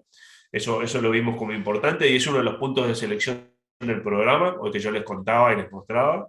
Vimos este 30% de rendimiento superior y también vimos lo que señalaba Sebastián como algo que al productor le sucede, una arquitectura más concentrada y más achaparrada, con menos ramificaciones, que esto redunda en una cosecha un poco más ágil. No es que va a ser facilísima, pero sí es mucho más fácil que lo que es de lo que se avanza. Y por el porte menor vimos menos vuelco, ¿no? Eso lo hemos visto en los ensayos. Perfecto, perfecto, gracias Sebastián. Un comentario porque ahora te voy a hacer una pregunta. La carinata es un cultivo muy joven. Los poquitos años que tiene en el mercado lo determina un cultivo muy joven, muy nuevito, muy nuevito. Estamos descubriendo o sea que seguramente haya muchas cosas que no tengan respuestas y capaz que no hay que intentar dar respuestas, pero sí se puede ensayar lo que están haciendo. Que comenten que tiene un componente bastante importante de que me parece, y falta evidencia científica segura, como dijo Sebastián, con el tema de los herbicidas y otras cosas. Ahora para ti, Bravo, y tiene que ver con algo lo que dijiste ahí con Nugget 400. El primer híbrido que tenemos en carinata es Nugget 400. Y ya comentaste algunas de las características principales. ¿Qué nos esperan? ¿Por qué hice el comentario de la canola, que la carinata es joven? Porque nosotros estamos acostumbrados a 25 años donde la canola estuvo reptando en el Uruguay. Reptando, ¿eh?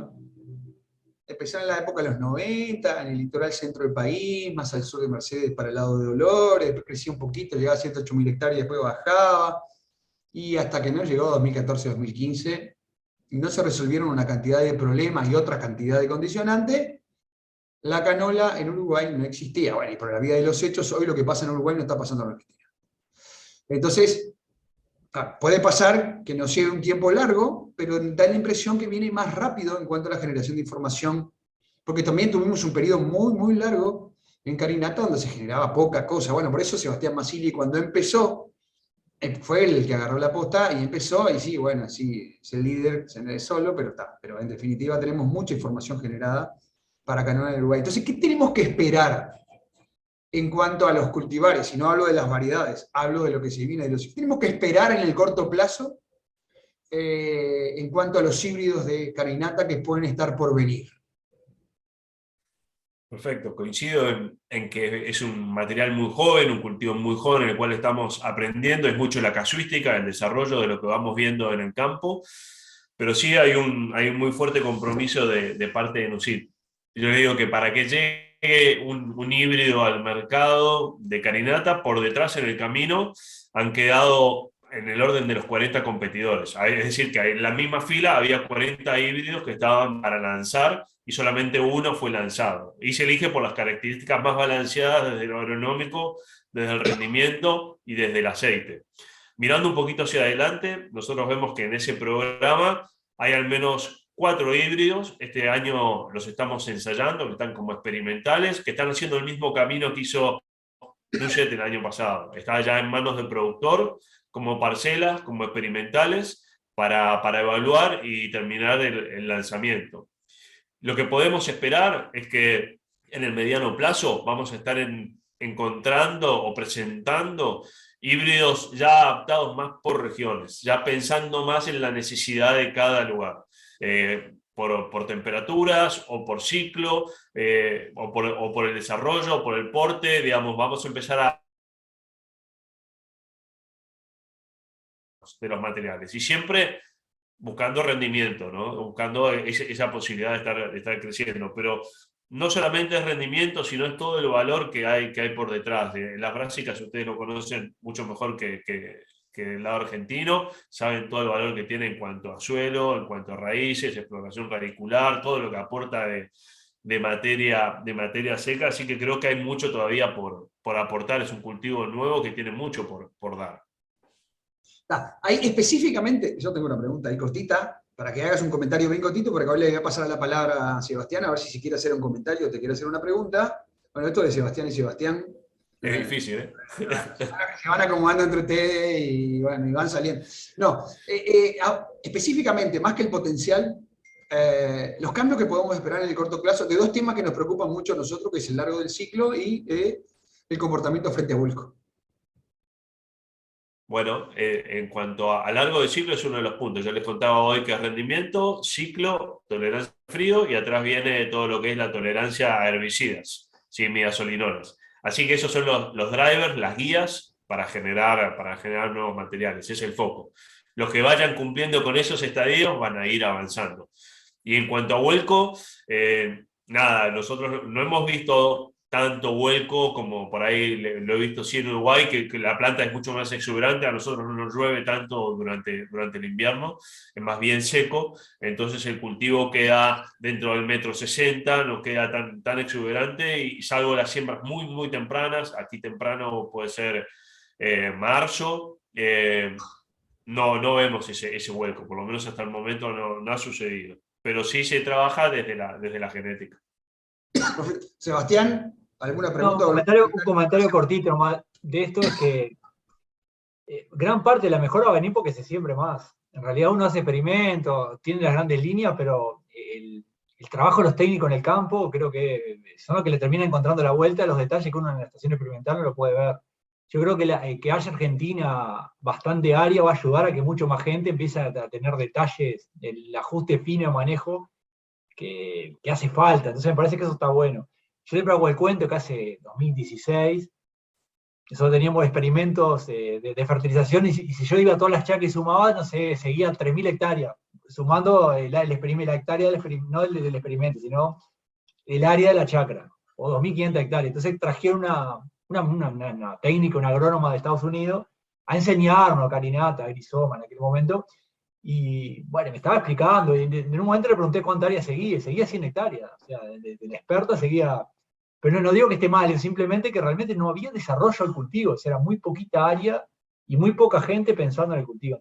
Bueno, es verdad, yo puedo hacer 20 experimentos de arreglo espacial, pero hasta que no empiecen a haber puntas desde los productores, los agrónomos que digan me pasa esto y no puede atacarlo, es muy difícil desde la estación ver a ver cuál es el problema más grande sin un proyecto particular. Entonces creo que el salto va a estar ahora en la medida que haya más área. En Uruguay y en Argentina, que podemos compartir problemas.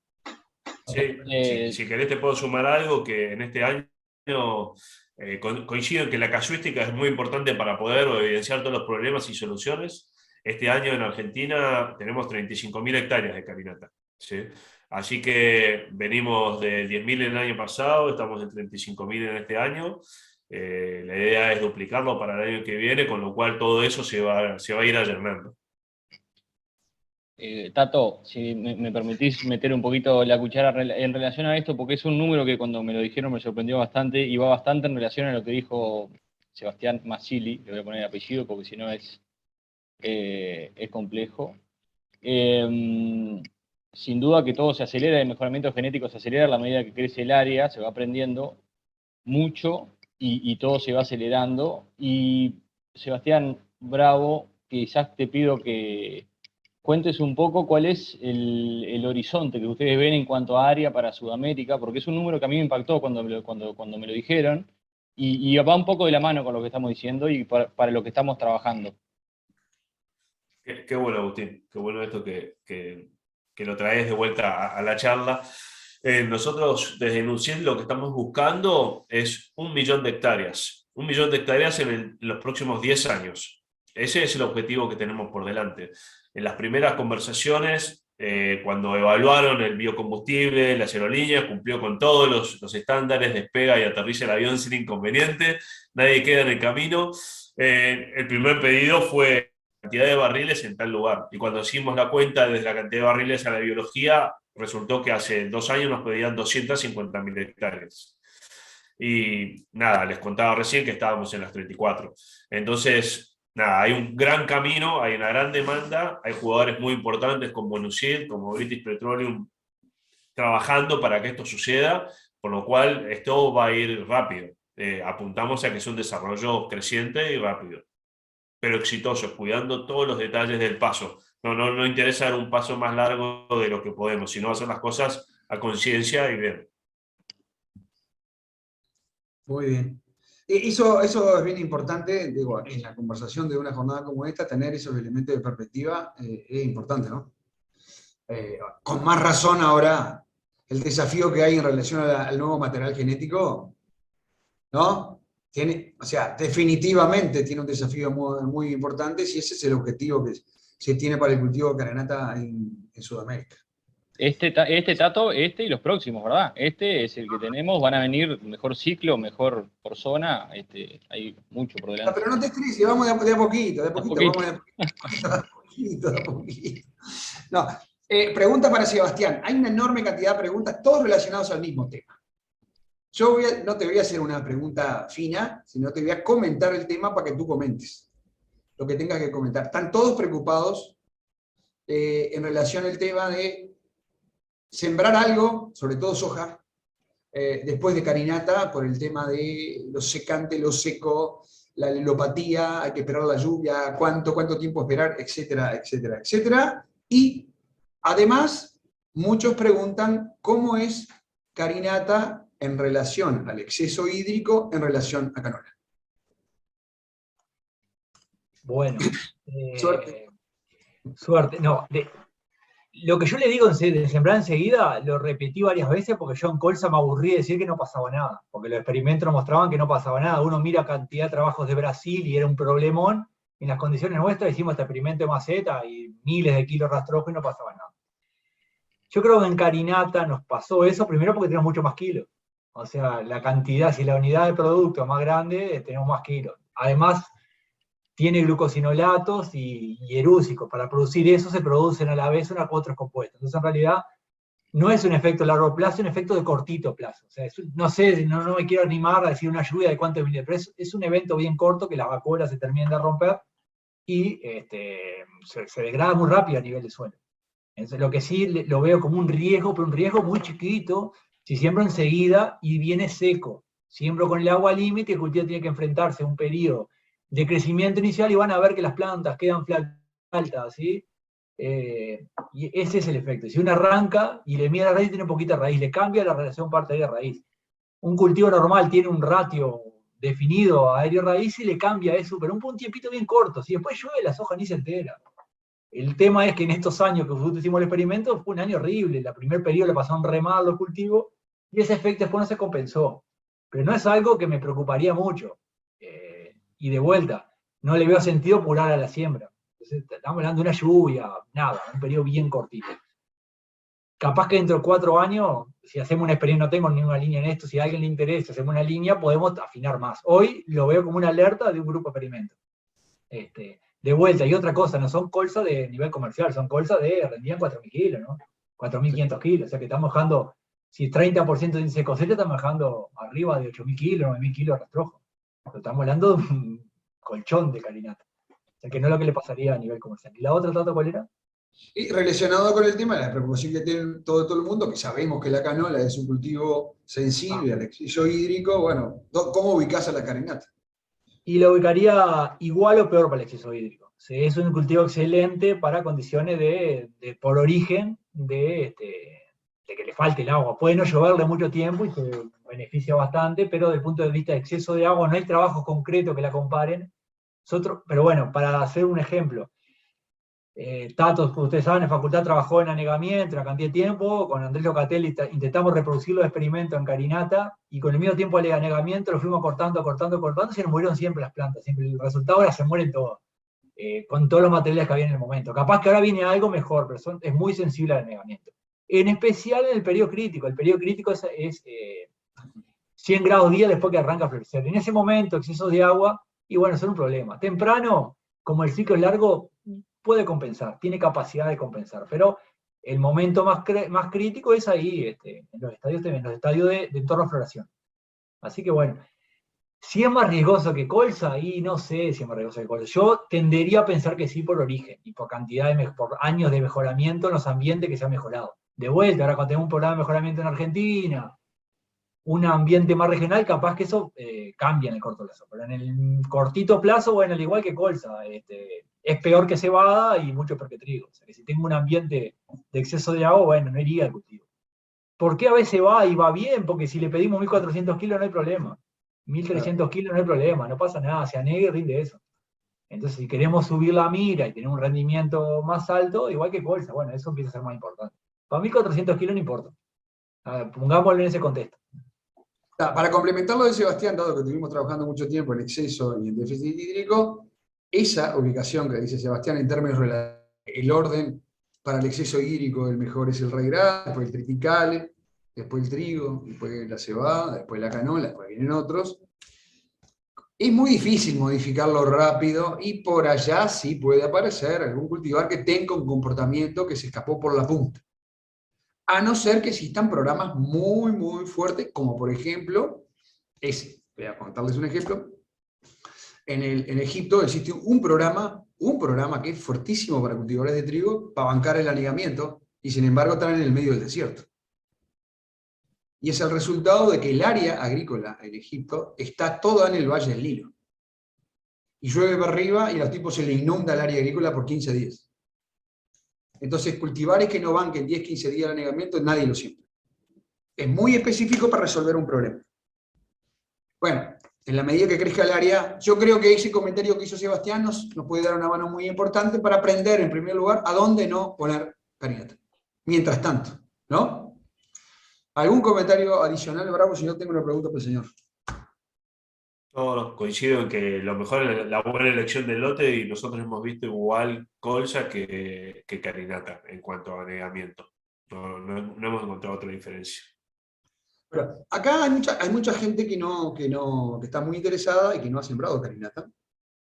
Y algunos tienen la idea esa de lo que pasaba antes con la empresa anterior en relación de las restricciones para sembrar en función de la edad de los lotes de las chacras, en el cual estuvieron en campo natural o en pasturas. Bueno, no sé exactamente bien cómo es, me gustaría que comentaras eso, esa restricción está, se levantó, no se levantó. No sé si se entiende la pregunta. Creo que sí, arranco y si no, preguntame, no tengo problema. Lo que rige la norma RCB se llama el uso de la tierra, mira eso, y mira desde el 2008 en adelante. Es decir, si anterior al 2008 esa tierra estaba con monte natural, por ejemplo, o si era un bañado o una laguna que se drenó y luego se puso en utilización agrícola, eso no lo podemos utilizar. Son tierras que no las podemos certificar. Ahora, en cuanto a rotación de cultivos o sucesión de cultivos, pasturas o campo natural, digamos, para pastoreo con rotaciones agrícolas que son de usos y costumbres normales en el país, hasta el momento no hemos tenido inconvenientes. Y en eso sí hicimos un plus, una mejora. El equipo que les contaba de 5 personas que están siguiendo, dan una rápida evolución. Nosotros les pedimos a los productores, Agustín por ahí puede contarlo, pero les pedimos que presenten en el camiseta el plano del lote y nosotros le damos una devolución en máximo 72 de si el lote está aprobado o no, hacemos un análisis específico del uso de la tierra, lo validamos y queda aprobado. Perfecto, perfecto, está bien ¿Te claro. puedo hacer una repregunta, Bravo, ya que estamos? Porque la limitante eran 5 años de pastura. ¿Eso sigue estando o no? Porque eso era fundamental. A veces tenías 100 años de agricultura porque estabas del 50, le metías 5 años de pastura del 2008 y eso te mató. Eso sigue estando porque era una limitante grande en algunas zonas del país que por mucho tiempo no tuvieron agricultura y en el 2008 no estaban. Eso. Buena pregunta, Sebastián. Mirá, no, mientras sean usos y costumbres de las rotaciones, no vemos inconveniente. Nos ha pasado, no me ha tocado todavía, si se quiere, algún lote de ese tipo en Uruguay, que lo tenga presente ahora, de evaluar, pero sí nos ha pasado en Argentina y estaban en los lotes de pastura y con sucesiones agrícolas más. No tan exigidas, si se quiere, 5 años de descanso en pastura y después iba agrícola, y no tiene inconveniente. Está perfecto. Es muy importante haber respondido eso. La primera y la repregunta de Sebastián. Muy importante. mucha gente quedaba afuera antes de pensar que tenía alguna chance, por eso que decía Sebastián. ¿No? ¿Te puedo hacer un aporte ahí, Tato? Claro. ¿No? A todos los que están mirando. Prende la cámara, Mauricio, ¿no tenés cara? No. Estoy ahí. No, para ampliar un poquito, porque nosotros estamos en el tema de la certificación. Nosotros llevamos al día de hoy evaluadas, es decir, en el sistema mándenme KMZ, yo lo mando a certificar, y la devolución, ya estamos cerca de las 2.000 hectáreas en ese sistema, o sea, en ese sistema de que a ver si entran o no. Solamente 50 hectáreas se rechazaron de esas 2.000, y estamos, por ejemplo, el pool de siembra del norte, del este, que está en 510 hectáreas hoy, ya están, se van a sembrar en el este. Ese pool justamente no se destaca por el proceso de agricultura continua del 2008 en adelante, y los lotes se certificaron perfectamente, inclusive ya hay más de 150 o 200 hectáreas sembradas. Así que por ese lado no tengan inconvenientes que en mandarnos los KMZ, que inclusive yo pedí un KMZ urgente, y en 24 horas fue la devolución, porque queríamos saber si se podía sembrar o no, aprovechando la no lluvia de la semana pasada. Así que tranquilos con eso, que por ahora eso está funcionando muy bien, y ya te digo, en el este, que no es un área netamente del 2008 para acá, no se rechazó ninguna. Gracias. Perfecto, Mauricio. Muy bien. Bueno, y una pregunta muy cortita, que no sé si la respuesta va a ser cortita, porque estamos tratando de cumplir los horarios y dijimos que la actividad era una actividad corta, que se iba a terminar más o menos a las 8 de la noche, a no ser que Agustín agarre y saque el perno fusible y nos vamos hasta que queramos. Tengo una fuera de programa para cuando termine. Déjame que yo le voy a hacer una pregunta Dale. moderador ahora, le voy a hacer una pregunta del moderador a Sebastián. En Uruguay, este es el escenario. En Uruguay estamos aprendiendo con mucha información, y los productores y empresas que están generando eso que dijiste vos, en la medida que se va pasando el tiempo uno aprende mucho, y no necesariamente nosotros en los campos experimentales podemos encontrar esos problemas y por lo tanto trabajar para resolverlos. La gente definitivamente está tratando de zafarle a las siembras muy tardías de soja, como consecuencia de lo que sea. Trigo sembrados tarde, cosechados tarde, canolas sembradas tarde, cosechadas tarde, carinatas sembradas en mayo, cosechadas en diciembre.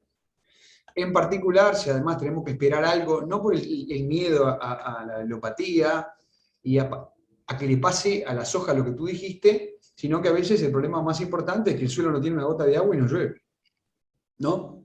Y mientras no llueve, bueno, el que siembra esperando que le llueva arriba se tiene que dedicar a la música, pero no hay agronomía ahí no hay nada de agronomía. Pero, como desde el punto de vista tecnológico, en el Uruguay no solamente crece el área de maíz, sino que está creciendo muchísimo el área de maíz sembrado tarde, estación corta, con muy buenos resultados, sembrados tarde en diciembre.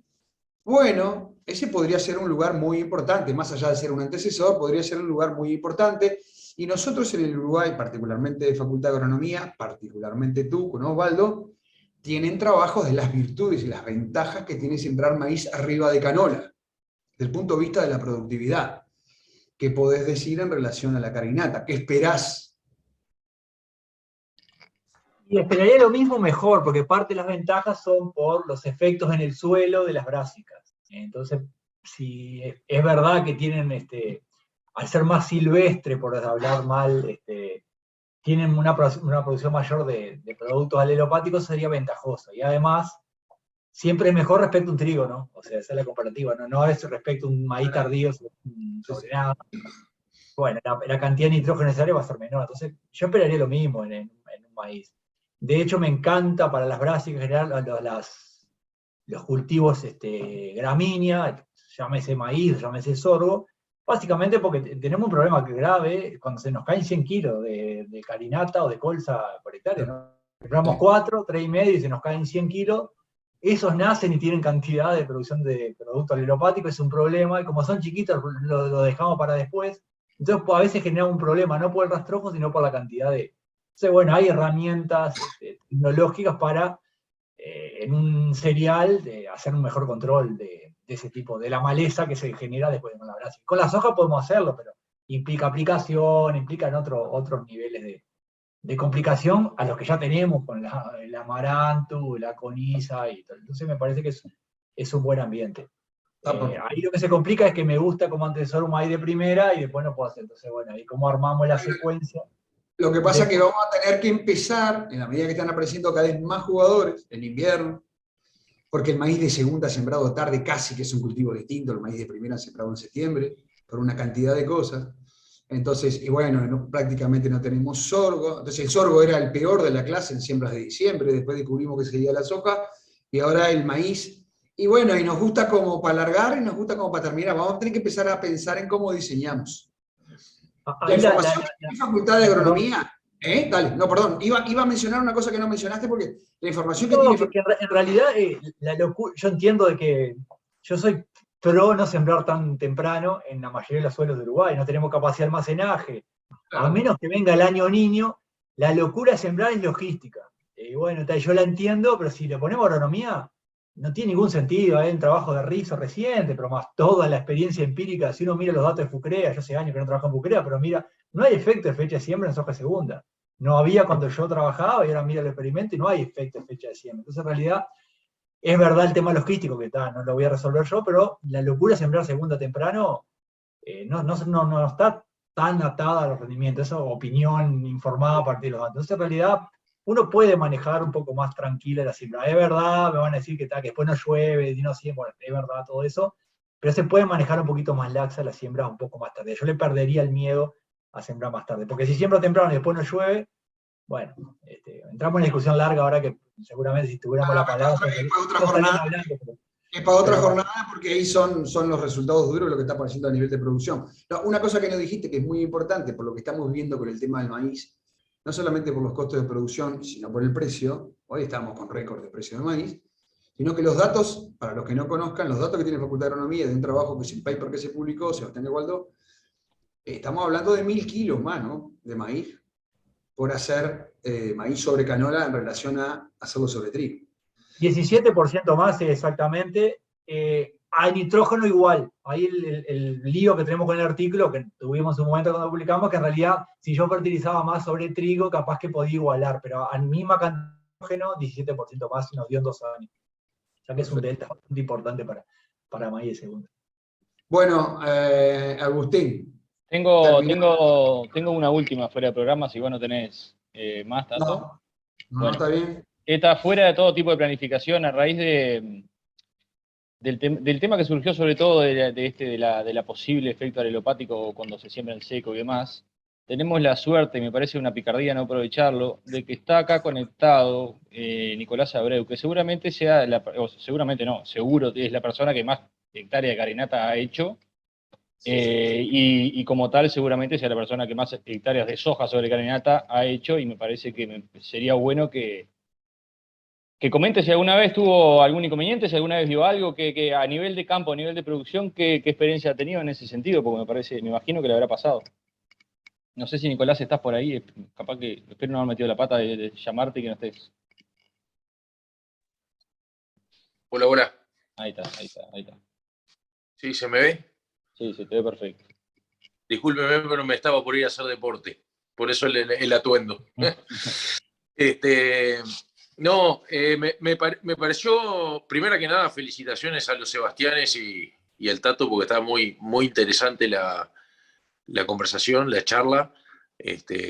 Siempre hay, incluso teniendo experiencia, como vos decís, en este tema de la carinata, siempre se aprenden cosas nuevas. En cuanto a el comentario que tú hacías o la pregunta concreta, yo la verdad que no he visto situaciones de alelopatía por carinata en sojas de segunda. A ver, lo mío es empírico, ¿no? Lo mío es evidencia empírica, no me voy a poner a hacer hacer ningún tipo de análisis científico sobre eso, pero sí sobre un montón de hectáreas en varios años de repeticiones. Hemos visto que no, incluso capaz que contradiciendo un poco lo que decía el flaco, los nacimientos posteriores de carinata, de los 100 kilos que podemos llegar a tirar de carinata en una cosecha, no se ven a nivel de rendimiento problemas notorios de lo que es la alelopatía. Y te lo ato con el otro tema que estaban hablando recién, y simplemente a modo de comentario es que nosotros en las rotaciones nuestras los maíces de segunda atrás de carinata por una cuestión de ciclos, por una cuestión de tiempos, por una cuestión de capacidad de almacenar agua, nos encantan. Están pensados de esa manera dentro de la rotación nuestra. Bien, muchas gracias, Nicolás. Era un poco esa, por eso te llamé, para que cuentes un poco la experiencia. Bueno, Marco. llegó el final. Yo muy cortito le voy a pasar la palabra a Agustín. Muchísimas gracias, Sebastián Masili, Sebastián Bravo. Estuvo muy bueno. Nos quedamos con ganas de preguntar más cosas, pero para mí siempre es mejor que queden las ganas, ¿no? Y después vamos por la revancha. La concurrencia es bien interesante, no solamente por el número. ¿Sí? Estuvimos en una tipo conversación de 1 hora y media, creo que mucha gente muy atenta, mucha gente con unas ganas bárbaras de preguntar y sacarse dudas, algunas de las dudas que son dudas pequeñas pero son existenciales para el que las pregunta. Así que, satisfecho de esta actividad. Así que, don Agustín. Gracias, Tato. Bueno, lo mío es básicamente lo mismo. Agradecer a vos, Tato, Sebastián, ambos Sebastianes, por las presentaciones, el aporte ahí medio inesperado de Nicolás Abreu también, y bueno, por supuesto que agradecerles a todos por haber participado. Además está decir que por algunas consultas que quedaron por el camino nos vamos a encargar de responderlas mañana. Por teléfono lo llamamos. Y bueno, eso, agradecerles. Acá Maurice me está pidiendo que le dé la palabra un segundito, así que Maurice, todo tuyo. No, aprovechando la concurrencia,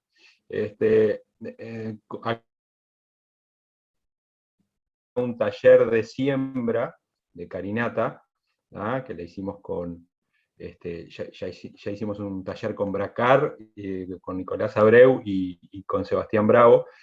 Eso es para los que ya están sembrando, por eso no fue masivo a todos. Quienes se integren al plan de aquí en más, yo atrevidamente les voy a invitar a Sebastián y a Nicolás a que repitamos el taller de siembra para los que se vayan a integrar de acá en más a la siembra dentro de 10-15 días.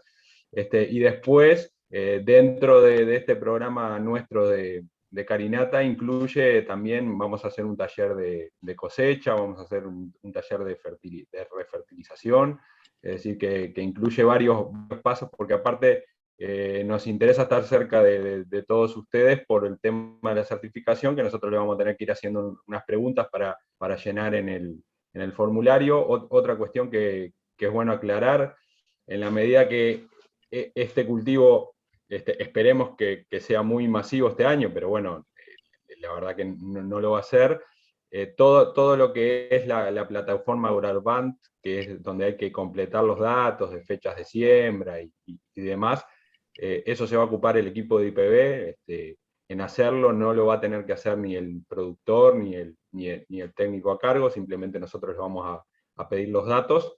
Así que también desentiéndanse de esa cuestión, por lo menos por este año. El año que viene, si hacemos un área bastante más interesante, ahí sí los vamos a capacitar a todos para que todos lo puedan hacer por sus propios medios. Bien, gracias Maurice. De nuevo agradecerles a todos. Les repito que estamos a las órdenes, nuestros teléfonos están abiertos para cualquier otra consulta que les haya quedado, o para más información sobre el cultivo, o para lo que sea. Y bueno, por ahí vamos cerrando. Muchas gracias.